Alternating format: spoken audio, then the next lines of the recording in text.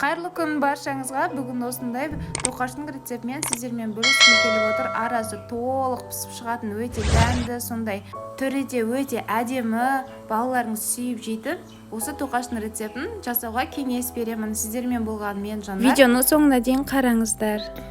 Үлкен ыдысымызға алдымен жылы сүтімізді құйып, сосын жылы суымызды құйып, біраз қасық ашытқымызды салып, жақсылап араластырып аламыз.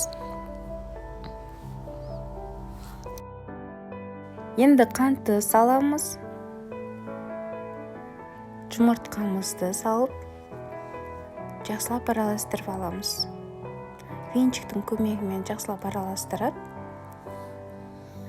кішкене ғана бір шай қасық тұз салып, тағы да араластырамыз.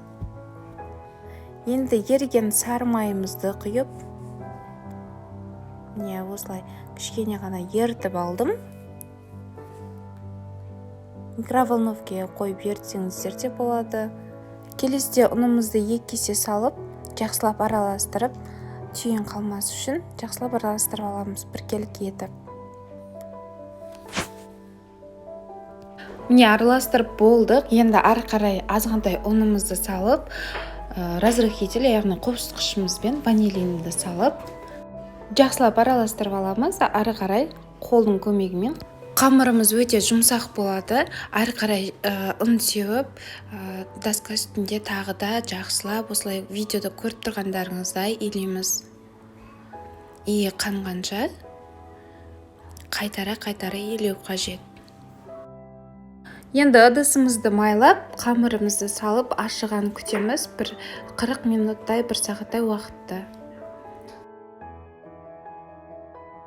Міне біздің қамырымыз ашыды, 2 есе көтеріледі. Енді осы қамырымызды 2 бөлікке бөліп, әрқайсысын бірдей етіп, дөңгелек етіп, осылай дөңгелетіп, видеода көріп тұрғандарыңыздай дөңгелетіп, жуала жасаймыз. Дөңгелек қамырымызды жайып, арасына сары майды жағып, үстіне қантымызды сеуіп, рулон қылып орап, бір шетін кесеміз.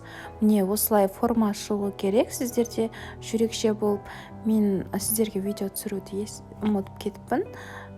Осылай формаға келтіріп алғаннан соң 1-20 минут көтерілгенін күтеміз. Қызып тұрған пеште пісіріп. Әркімнің пеші әртүрлі, сондықтан өзіңіздің пешіңіздің ыңғайына қарап пісіресіз. Біреуде 200 градус, мүмкін біреуде қатты қызатын болса 180 градуста пісіреді. Менде 200 градуста пісірдім. Міне осындай болып шығады, өте дәмді, сондай жұмсақ ұзақ уақыт сақталатын. Міндетті түрде жасауға кеңес беремін. Сіздермен болған мен Жанар. Ас болсын, тіркеліп алуды ұмытпаңыздар.